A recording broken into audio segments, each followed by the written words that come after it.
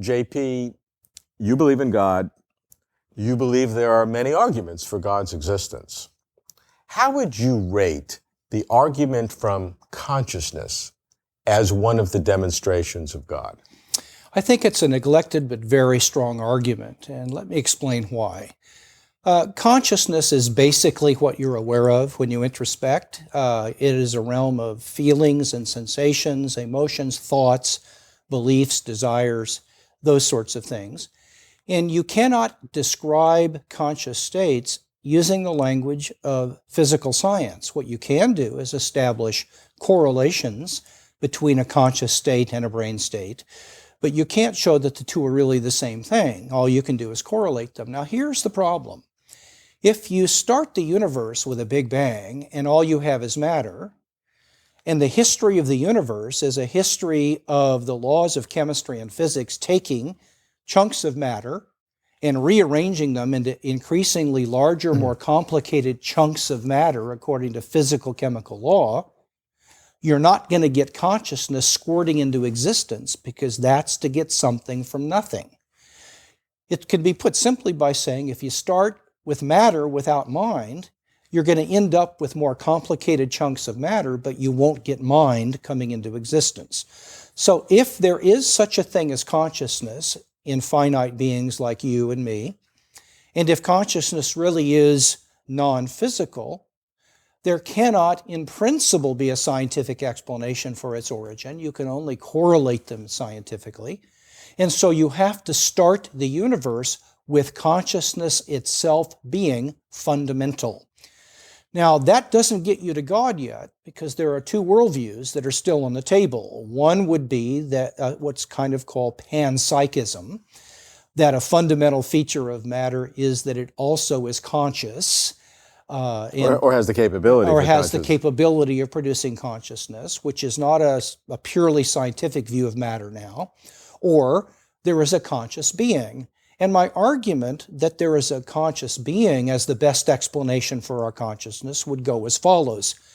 You never find a case of consciousness existing without it belonging to a subject. There is no such thing as consciousness without it being possessed by a unified I or a subject.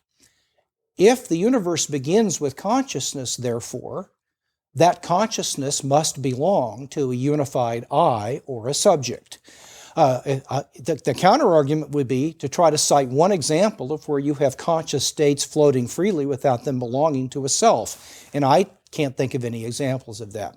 I would say there are some religious views, perhaps Buddhism or aspects of Hinduism, in which the nature of consciousness would not be in the two categories that you suggest. The panpsychism, which would allocate consciousness to some form of what matter can create, yes. or I would put it differently, that consciousness is some fundamental force of the universe, another non-reducible force of the universe, yes. that is present with matter in some way, yes. that you have to integrate yes. consciousness. That's one view.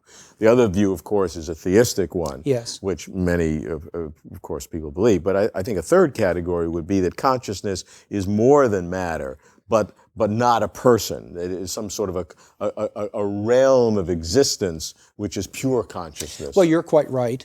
And indeed, some forms of Buddhism actually don't believe in a self, anatta, the doctrine of no yes. self. There's no enduring I. Now, for a lot of reasons, I would claim I know that I'm an enduring I. I'm aware of myself continuing through That's time. That's your problem, they would say. Well, there's my problem. There you have it. I've got to get rid of that idea. Well, who's the one getting rid of it? But me, of course. And I think that consciousness, it is a universal principle that there are no clear cases of consciousness that don't belong to unified centers of subjectivity.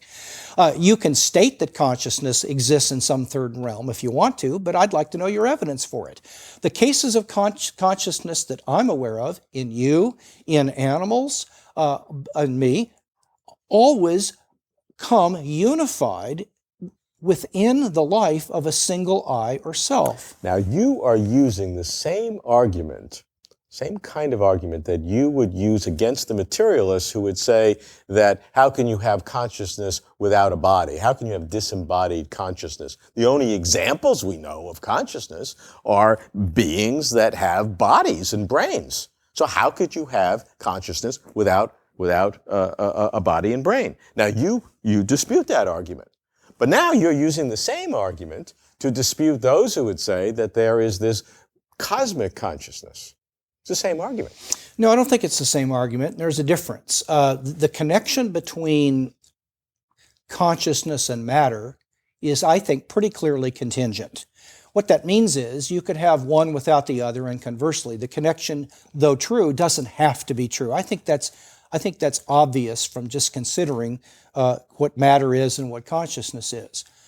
But the connection between consciousness and the self is like the connection between being red and being a color. It is a necessary connection. I think it's self-evident that you couldn't have something red that isn't colored. And I think once you understand the nature of consciousness itself, you discover that consciousness is a certain kind of thing, namely that it always belongs to a subject. And that is part of the very nature of conscious states themselves, that they are ownered, not ownerless. Can you conceive of consciousness not being related to a subject? That's the right question, and the answer is no. I don't know what it would mean for painfulness to float around ownerless. But painfulness is a subset of only some consciousness. It doesn't have to be the primary. It doesn't have to be embodied with, instantiated in all kinds of consciousness. Consciousness maybe doesn't have to have pain. You're using that as an example. Well, no. You don't get me wrong. You could have consciousness without pain, but you can't have pain without consciousness. So I'm using that as an example. Take any conscious state you like. Okay. A thought. A thought. I can't conceive of a thought without a thinker. I mean, thoughts floating around without there being a thinker.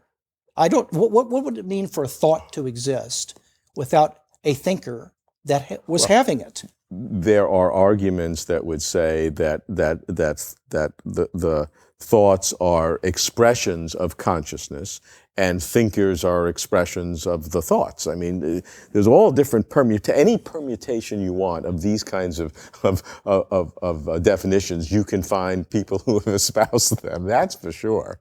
We're trying to make sense of what we think makes sense. Well, look, the word expression in that argument is a weasel word. I don't know what it means to say a thinker is an expression of thought. It's not like you start with thought and it is you mold it into a thinker. I am independent of my thoughts. I can endure as they come and go. I can change my memories or my conscious life. I can remain the same even though my conscious life changes in radical flux. I am an enduring self. I'm aware of myself, by the way. I'm not just aware of my flux of conscious states. I believe I'm also aware of me.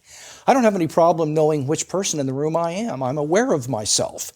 And when I'm aware of myself, I recognize that I exist in relative independence of my consciousness. Now, here's what I mean by that. I become aware that my thoughts depend on me, not conversely.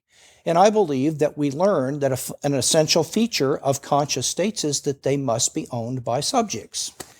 Okay, let me see if I get this straight. Okay. In going from consciousness to God, because this is what we're exploring, that we first determine that there is something independent of matter, which is consciousness. Right. That would lead us to the fact that we either consciousness is somehow a panpsychic existence in the world that is non-reducible, that it's there whether you like it or not, or that it is embedded within a person. Right. And then you would say, since I've never seen examples of this in any form whatsoever, therefore I'm only left with it within a person.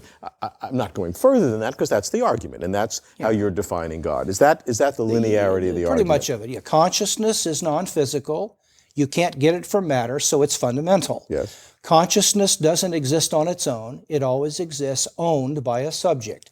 I know that because I've never seen examples of the other, as you pointed out, but I also know it because once I understand the nature of consciousness itself and how it relates to me as a self, I see the dependency goes from the self to consciousness, not the other way. And so the most rational explanation for the existence of fundamental consciousness is a fundamental subject that has it. Whom you call God. Yes.